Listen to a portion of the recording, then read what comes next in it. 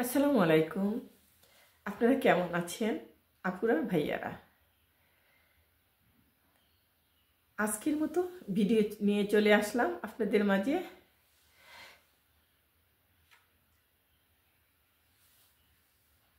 সকালবেলায় সবাই নাস্তা করে ফেলেছে, কিন্তু আমি করতে পারিনি। এখন প্রায় বাজে 7:30, কারণ নিচে গিয়ে আমার নাস্তা করতে হয়। আমার নিচে খাবার দাবারের ব্যবস্থা যত কিছু নিচে, এই জন্যেই আমার যাওয়া হয়নি, কারণ উপরে অনেক কাজ ছিল। আর সময় মতো আমি খাবারটা খেয়ে নিচ্ছি, এই জন্যেই যে যেটাই বলেন না কেন, আমরা কিন্তু সময়ের কাজ সময়ে করি। কিন্তু আমরা যে গৃহিণী, আমরা যে মহিলারা, তারা যদি সবসময় যদি আমরা মেনটেন করে না চলি, না খাই, তাহলে কিন্তু আমাদের স্বাস্থ্যটা ঠিক থাকবে না। এজন্যই থাকবে না যে আমরা কখনোই কাজ রেখে বসে থাকতে পারবো না। সেজন্য আমাদের যত্নটা আগে করতে হবে। এটা আমরা সব মহিলারাই কেউ বুঝতে পারি, কেউ বুঝতে পারি না। ভাবি যে কাজ করলে হয়তো ভালো হবে, কিন্তু না, আমরা কিন্তু কাজ করলেই কিন্তু আগে আমাদের নিজের স্বাস্থ্য, নিজের শরীর ঠিক রেখে তারপরে আপনি সবারকে সুস্থ রাখতে পারবেন। আপনি যদি অসুস্থ হয়ে পড়েন তাহলে তো কিছু করার নেই। কারণ এই জন্যেই যে আপনি নিজের প্রতি আগে খেয়াল রাখবেন, নিজে আগে খাবেন। যদি আপনার শরীর খারাপ লাগে, চট করে জলদি গোসল করে ফেলবেন, নাস্তাটা করে তারপরে আপনি সবাইকেই নাস্তা দিবেন। তাহলে ভাববেন যে না, আমি না চাটা পুরোটাই খাবো না, কারণ আমার প্রচুর ঠান্ডা লেগেছে, কিচ্ছু খেতে ইচ্ছে করছে না আমার।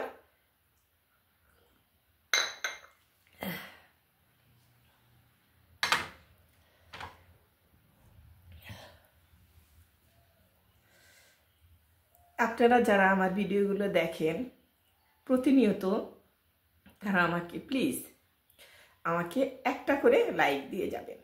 কারণ আমাকে অনেক আপুরা ভাইয়ারা প্রচুর ভালোবাসে।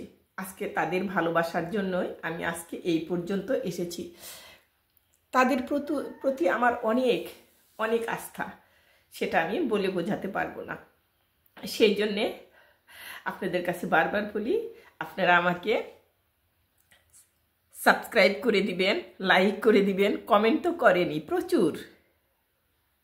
আমাদের কাজের মেয়েরা কিন্তু কাজ করে, কিন্তু সেটা বারবার বলে দিতে হয়, তবু আমাদের মতো হয় না। ওদের কাজগুলো অন্যরকম, আর আমাদের কাজগুলো অন্যরকম। যারা কাজ করেন, যারা পরিশ্রম করেন, তারা তো বুঝতেই পারেন যে কিভাবে কতটুক সময় লাগে, কিভাবে করতে হয়। এটা কিন্তু সবসময়ই আমাদের জানা।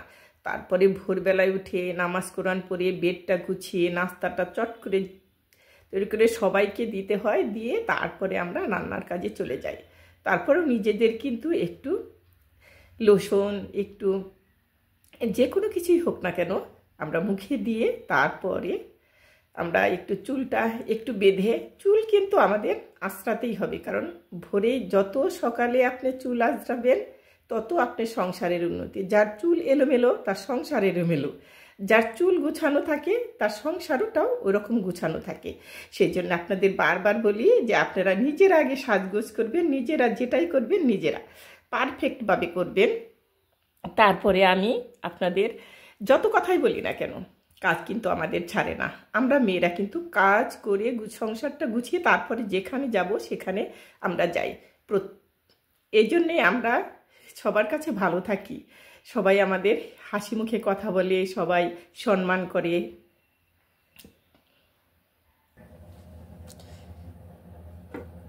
সময়ের কাজ সময়ের মতো না করলে তাহলে তাকে পস্তাতে হয়।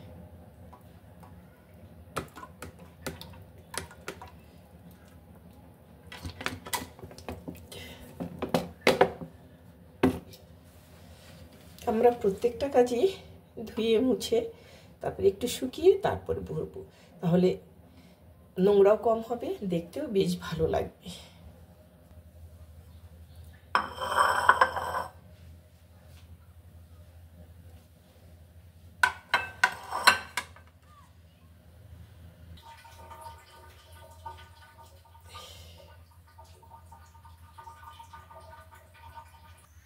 তেলটা ঢেলে দিচ্ছি। চুলাটা অন করা আগে হয়েছে। এখন আমি দিয়ে দেবো এখানে একটু মশলা।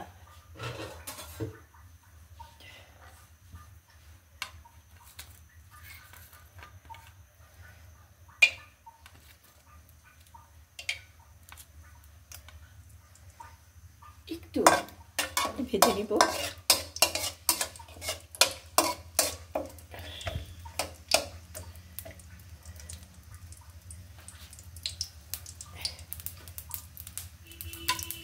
দিয়ে দিব পেঁয়াজ কুচি।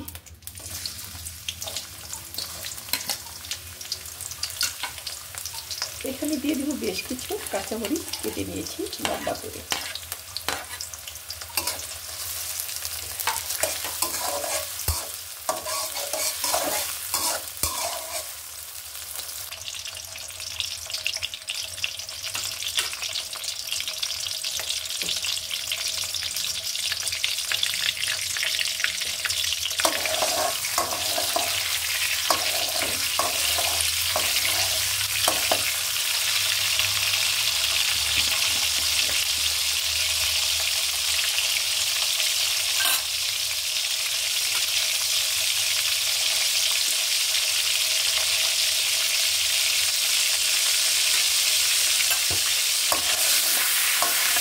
একটু হালকা হলুদ দিয়ে দিলাম যেন কালারটা ভালো আসে।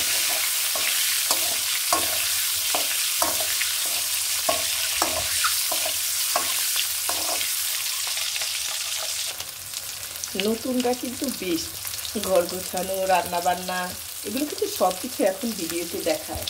এই জন্যই দেখায় যে তারা কত কর্মঠ। নতুনরা পুরানের চেয়ে নতুনরা অনেক ভালো করছে, কারণ তারা এগিয়েও যাচ্ছে ওভাবে। সেই জন্য আমি বলবো কি যে আপনারা নতুনদের সবসময় সাপোর্ট দেবেন।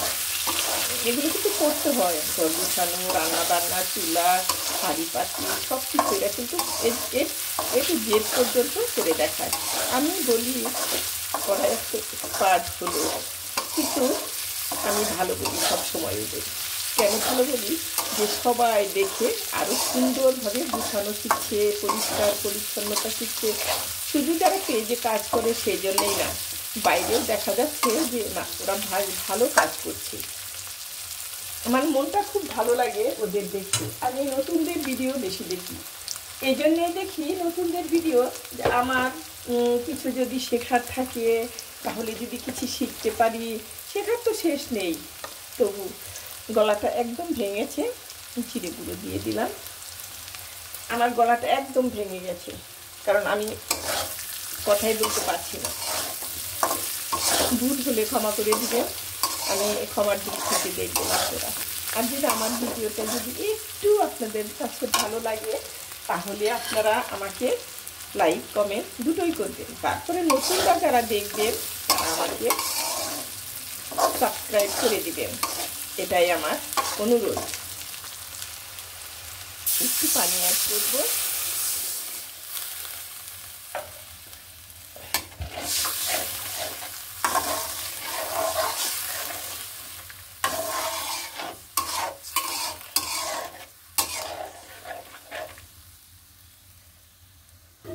এপাশে শাকটা বসিয়েছি। শাক প্রত্যেক দিনই রান্না করতে হয়, শাক ছাড়া চলে না। এ বাসা হলো শাক সবজির বাসা। শাক প্রত্যেক দিনই হবে, যে কোনো একটা হলেই হবে। এখন আমি ডিমটা দিয়ে দিব। মাঝখানে একটু একটু করে কেটে দিয়েছি, সেটা ক্যামেরার বাইরেই ছিলাম, কারণ ক্যামেরায় দেখানো হয়নি।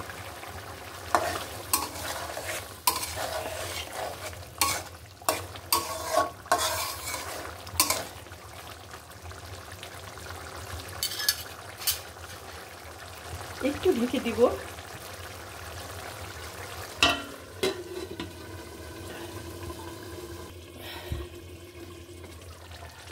একটু জিরে এখনই ভেজে এখনই দিয়ে দিচ্ছি, ফ্লেভারটা অনেক সুন্দর আসবে, খেতেও অনেক টেস্ট লাগবে।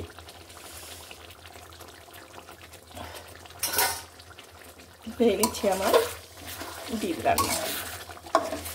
এটা কিন্তু আপনারা করে খেতে পারেন, আমি যেভাবে করেছি এইভাবে, তাহলে কিন্তু আবারও খেতে যাবে। সত্যি বলছি, 100%। হয়ে গেছে আমার রান্না, চুলোটা অফ করে দিলাম। এখন আমি শাকটা ভাজি করে নিব, সেটা আপনাদের দেখাবো কিভাবে। মশলা দিয়ে, মশলা নয়, রসুন পেঁয়াজ এগুলো দিয়ে আমি সম্বারটা দিয়ে নিব। আমি তো সম্বার বলি। দেখুন আমার শাকটা হয়ে গেছে, একদম একটু হয়ে গেছে, ওই একটু খেলেই অনেক টেস্ট। আমি পেঁয়াজ কেটে দিয়ে নিই, শুকনো মরিচটা ভেজে নিয়েছি, দিয়ে দিব রসুন কুচি। রসুন শাকের মধ্যে রসুন না দিলে তো ভালোই লাগবে না, রসুন একটা ফ্লেভার আছে না, শাকটা খেতে অন্যরকম টেস্ট লাগে। আপনারা এইভাবে রান্না করে খেয়ে দেখবেন, কত টেস্ট, কত মজা।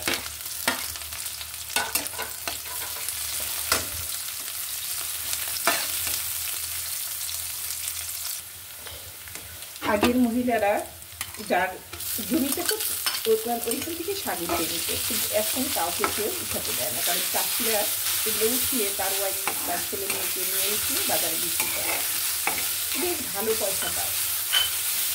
আমারও ভালো লাগে। হয়ে গেল আমার শাকটা।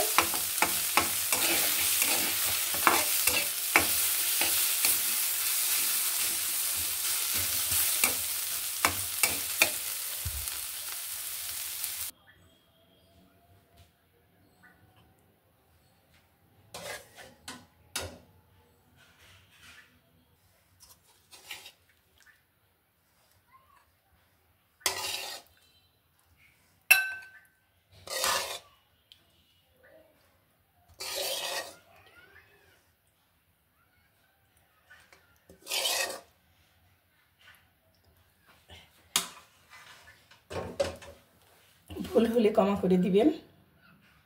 আমার যদি কোথাও ভুল হয়ে থাকে প্লিজ আমাকে ধরিয়ে দিবেন, তাকে আমি অনেক অনেক ধন্যবাদ দিব, কারণ আমার অনেক ভুল হয়ে যায়। আপুরা ভাইয়ারা ভালো থাকবেন, সুস্থ থাকবেন। আবার আমার কথা কিন্তু মনে রাখবেন,